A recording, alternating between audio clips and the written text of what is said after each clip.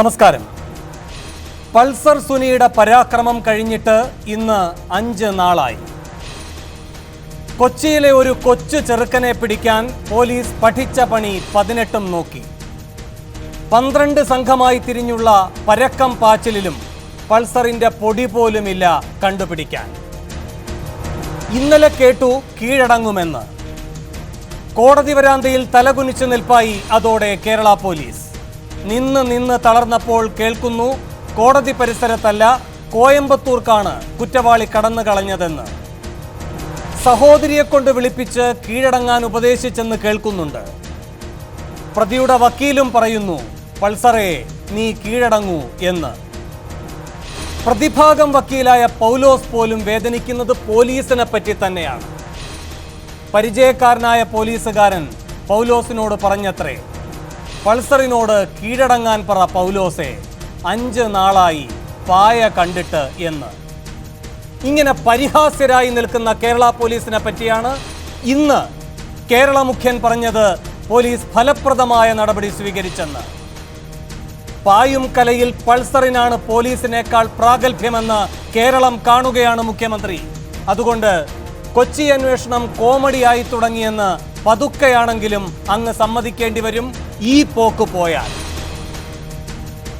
പോലീസിന്റെ പാളിച്ചയെപ്പറ്റി ആദ്യ വെടി പൊട്ടിച്ചത് PT തോമസ് തന്നെ. പിടിക്കാവുന്ന അകലത്തിൽ നിന്ന പ്രതി പിടിവിട്ടുപോയത് എങ്ങനെയെന്ന് പോലീസിനോട് ചോദിക്കുന്നു PT. കൊച്ചിയിലെ ക്യാമറ കണ്ണുകൾ കണ്ണടച്ചതെന്തിന്? പോലീസ് പെട്രോളിങ്ങിലും പൾസറിന് പിടിവീഴാഞ്ഞതെന്തുകൊണ്ട്? PTക്ക് പോലും പിടികിട്ടുന്നില്ല പോലീസെ. 8 മണിക്കും 10 മണിക്കും ഇടയ്ക്കുള്ള എറണാകുളം പകൽ പോലെ തന്നെയെന്ന് PTയുടെ പ്രസ്താവം. പീഡനമെന്ന് കേട്ടാൽ ചാടി വീഴുന്ന വൃന്ദയും ആനിയും ഭൂമുഖത്ത് ജീവിച്ചിരിപ്പുണ്ടോ എന്ന് PTയുടെ പരിഹാസം.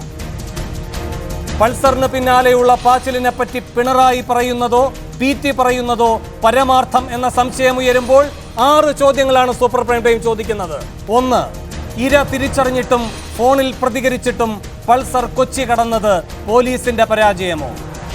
കൊടും കൃത്യത്തെപ്പറ്റി കൊച്ചി കമ്മീഷണറും മേഖല IG-യും അറിയാൻ വൈകിയതോ അറിയിക്കാൻ വൈകിച്ചതോ? 3.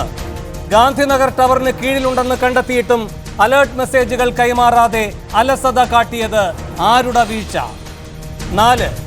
1 മാസം മുൻപ് നടന്ന ആസൂത്രണ നാടകം ഒറ്റപ്പെട്ട സംഭവമാകുന്നത് CPM-ന് മാത്രമല്ലേ? 5. വൈദ്യപരിശോധന വൈകിച്ചതും പരിശോധിക്കാൻ ഫോറൻസിക് ഗൈനക്കോളജി സീനിയർ ഡോക്ടർമാർ സന്നദ്ധരാകാഞ്ഞതും എന്തുകൊണ്ട്? 6. വൈദ്യപരിശോധനാ റിപ്പോർട്ടിലെ ഫോറൻസിക് തെളിവുകളുടെ അഭാവം പൾസറിന് പോലീസ് സമ്മാനിച്ച പാരിതോഷികമോ? ഈ ചോദ്യങ്ങൾക്കുള്ള ഉത്തരം തേടുകയാണ് സൂപ്പർ പ്രൈം ടൈം. പൾസറിനെ പിടിക്കാൻ പാടുപെടുന്നോ പോലീസ് എന്നാണ് സൂപ്പർ പ്രൈം ടൈം ചർച്ച ചെയ്യുന്നത്. ഈ വിഷയത്തിൽ പ്രതികരിക്കാൻ കോൺഗ്രസ് നേതാവ് PT Thomas MLA, Aam Aadmi party സംസ്ഥാന കൺവീനർ CR നീലകണ്ഠൻ, BJP വക്താവ് MS കുമാർ, ഇടത് സഹയാത്രികൻ SR ശക്തിധരൻ എന്നിവർ. അല്പസമയത്തിനകം CPM നേതാവ് അഡ്വക്കേറ്റ് A റഹീമും ഈ ചർച്ചയിൽ പങ്കുചേരും.